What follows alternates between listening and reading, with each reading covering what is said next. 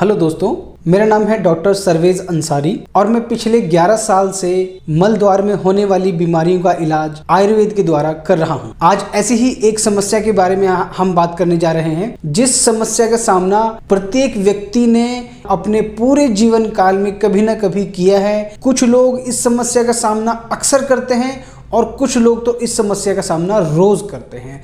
वह समस्या है कब्ज, कॉन्स्टिपेशन, मल का कड़ा हो जाना, मल का इजीली पास आउट ना हो पाना। यह एक ऐसी बीमारी है जो कोई भी व्यक्ति पूरी पृथ्वी पर ऐसा नहीं है जो इस समस्या का सामना पूरे जीवन काल में जिसने कभी नहीं किया हो। कभी ना कभी तो चाहे बहुत कम ही किया हो, चाहे कुछ दिनों के लिए ही किया हो, इस समस्या का सामना प्रत्येक व्यक्ति के सामने आता ही जरूर है। आज इसी से जुड़ी मैं आपको 5 बातें बताने जा रहा हूं, जिन 5 बातों को अपना करके आप इस समस्या से पूरी तरीके से बाहर आ सकते हैं। 5 मैं आपको टिप्स दूंगा, उम्मीद करता हूं आप उसको अपनाएंगे और अपने जीवन को बदलेंगे, अपने शरीर के स्वास्थ्य को बढ़ाएंगे।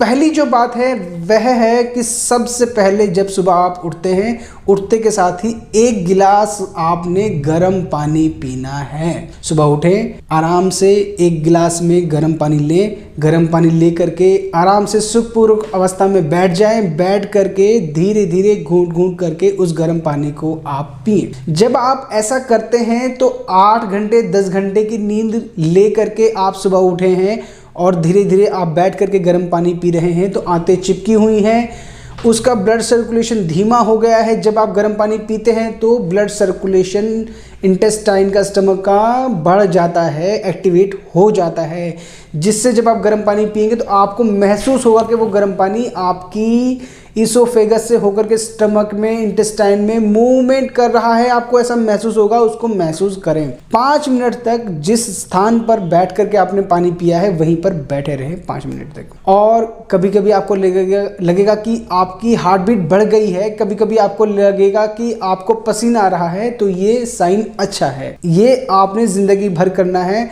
साल के 365 दिन पूरी जिंदगी, सर्दी हो, गर्मी हो, बरसात हो, आपने सुबह उठते ही 1 गिलास गर्म पानी पीना है। यह आपकी पाचन क्रिया के लिए अमृत के समान है। आप इसको अपनाएं और अपनी पाचन शक्ति को बढ़ाएं।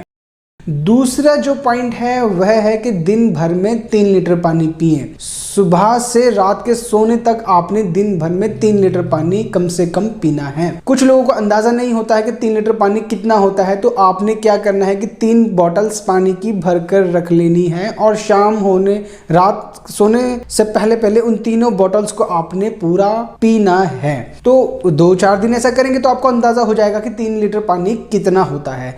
अगर 3 लीटर पानी बॉडी में जाएगा तो आपकी सारी क्रियाएं ठीक से हो पाएंगी और आपकी बॉडी में एनर्जी बनी रहेगी। ये जब ही बनी रह सकती है जब पानी की मात्रा भरपूर शरीर में उपलब्ध हो। तीसरा जो पॉइंट है वह है कि आप खाने को चबा कर खाएं। जो भी खाना आप खाते हैं उसको अच्छे से चबाएं।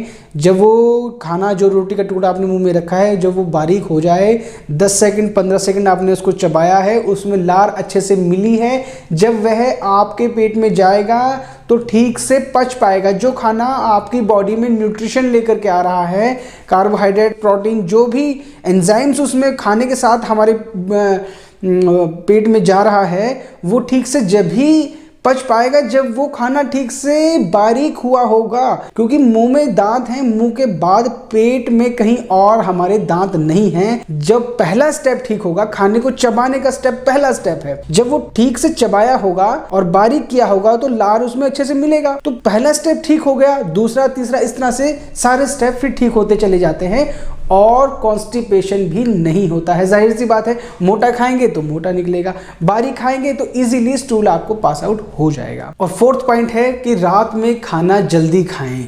रात में खाना जल्दी खाने से वो ठीक से डाइजेस्ट हो पाएगा।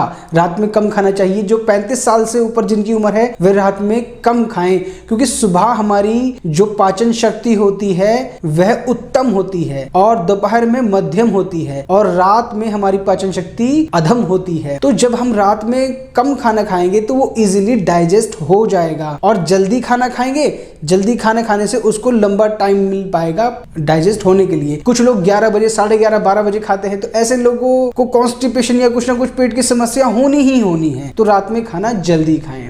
पांचवी जो पॉइंट है, सबसे अहम जो पॉइंट है, जो बॉडी को डिटॉक्सिफाई करने के लिए बहुत ही कमाल का है, वो है रात्रि उपवास। रात में उपवास करना, यानी कि जैसे रात में आपने 8 बजे खाना खाया है और अगली सुबह 8 बजे ब्रेकफास्ट किया है, तो रात के 8 बजे से अगली सुबह तक का 8 बजे का जो टाइम है वो 12 घंटे का टाइम आपका रात्रि उपवास हुआ। तो रात्रि उपवास करने से हमारी बॉडी नेचुरल रूप से डिटॉक्सिफाई हो पाती है।